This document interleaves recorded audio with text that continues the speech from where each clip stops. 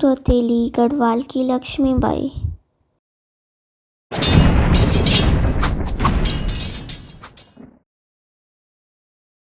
उत्तराखंड की भूमि वीरों और वीरांगनाओं की भूमि रही है, जिसमें पूर्व काल के राजाओं के समय से ही कई वीरों एवं वीरांगनाओं ने अपने अदम्य साहस और वीरता का परिचय देकर अपनी मातृभूमि की रक्षा करते हुए इतिहास में सदा के लिए अमर हो गए। इन्हीं नामों में प्रसिद्ध तीलू रौतेली का नाम बड़े ही सम्मान और आदर से लिया जाता है। उत्तराखंड की ऐसी वीरांगना जो मात्र 15 साल की उम्र में ही रणभूमि में कूद गई थी और अपने अदम्य साहस और रण कौशल से दुश्मन के छक्के छुड़ाए। आज के वीडियो में हम उसी वीरांगना तीलू रौतेली की कहानी देखेंगे, जिसे उत्तराखंड की लक्ष्मीबाई के नाम से भी याद किया जाता है।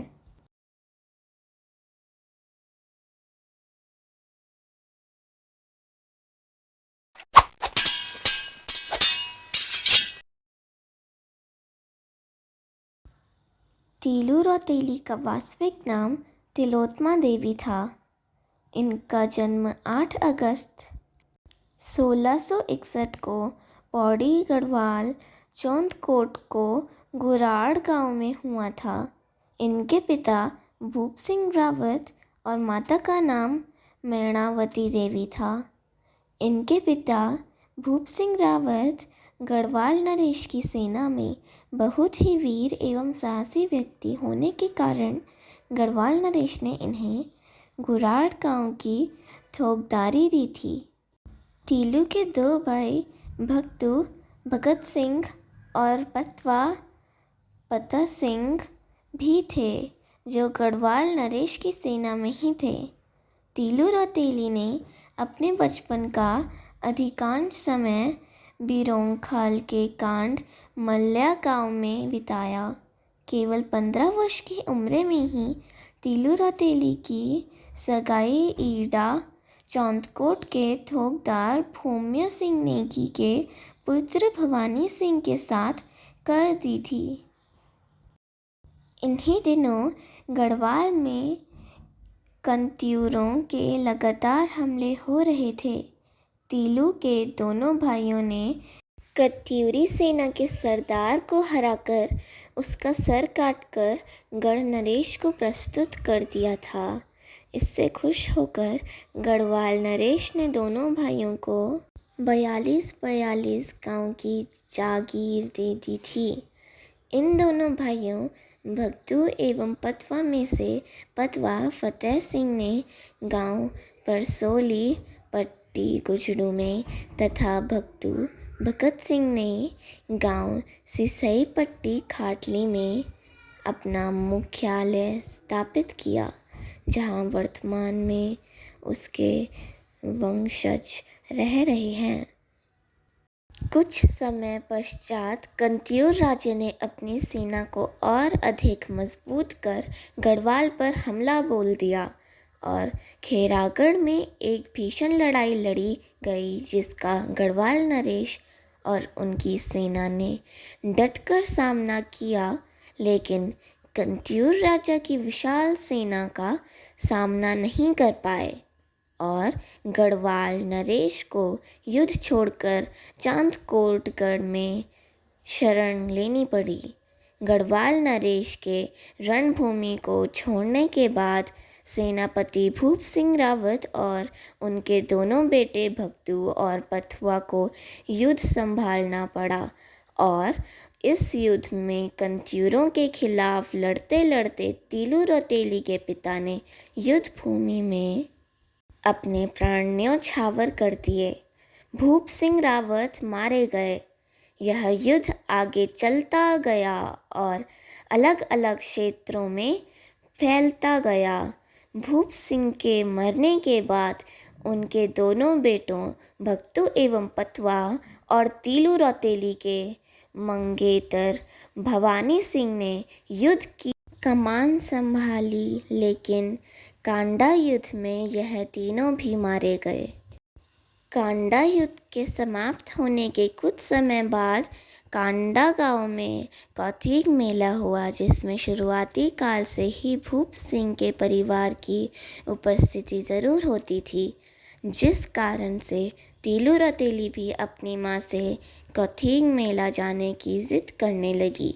उसकी ज़िद को देखकर अपने पति और पुत्रों को खो चुकी दुखी माँ ने रोते हुए ताना मारा, तीलू तू कैसी है रे?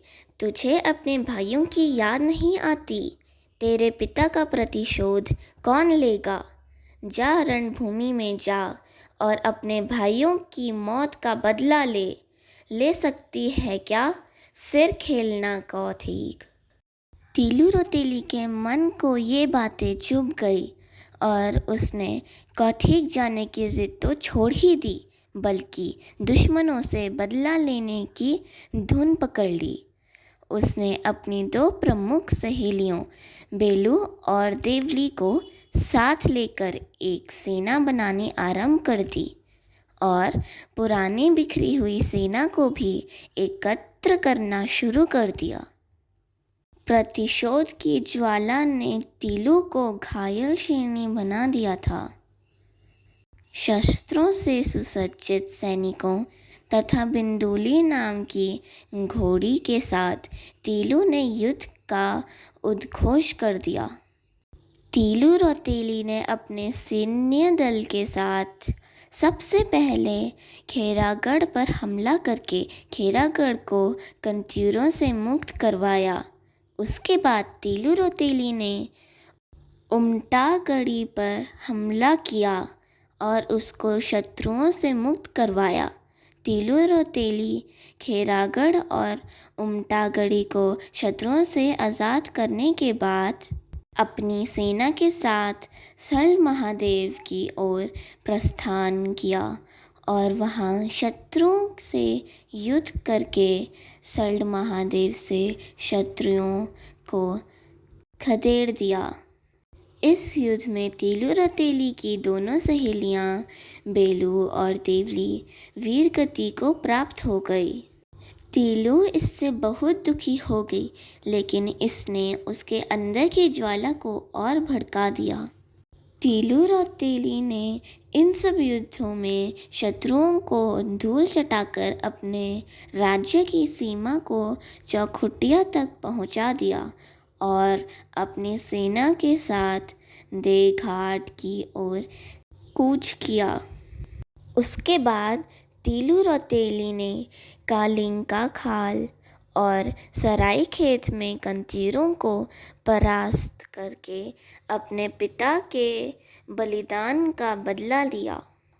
इसी जगह पर तीलू की घोड़ी बिंदुली भी शत्रु दल के वारों से घायल होकर तीलू का साथ छोड़ गई।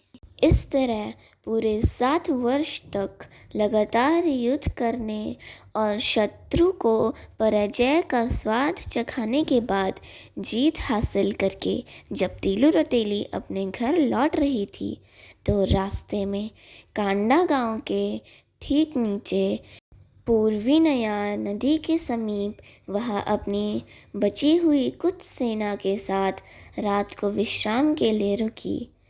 नदी में पानी पीते समय उसने अपनी तलवार नीचे रख दी और जैसे ही वह पानी पीने के लिए झुकी, उधर ही छुपे हुए पराजय से अपमानित रामू रजवार नामक एक कंत्यूरी सैनिक ने तलवार से उस पर हमला कर दिया, जिससे तीलू बुरी तरह घायल हो गई।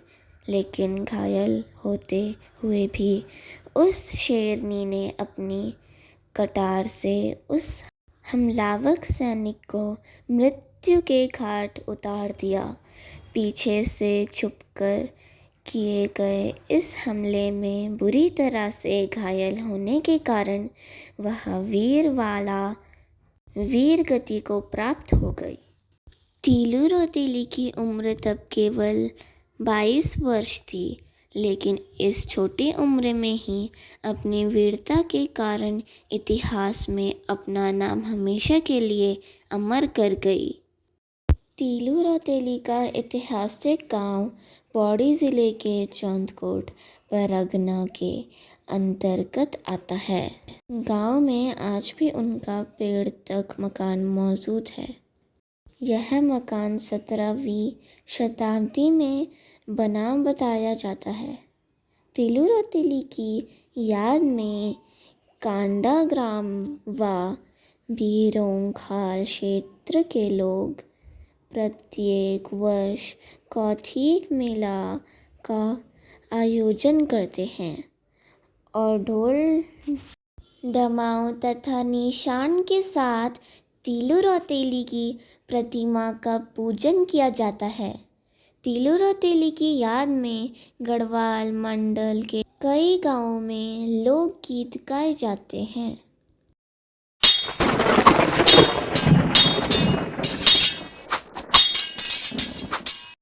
अगर आपको ये वीडियो पसंद आई तो लाइक शेयर करना ना भूलें और अगर आपको ऐसी और कहानियाँ सुननी हैं तो सब्सक्राइब और कमेंट अवश्य करें।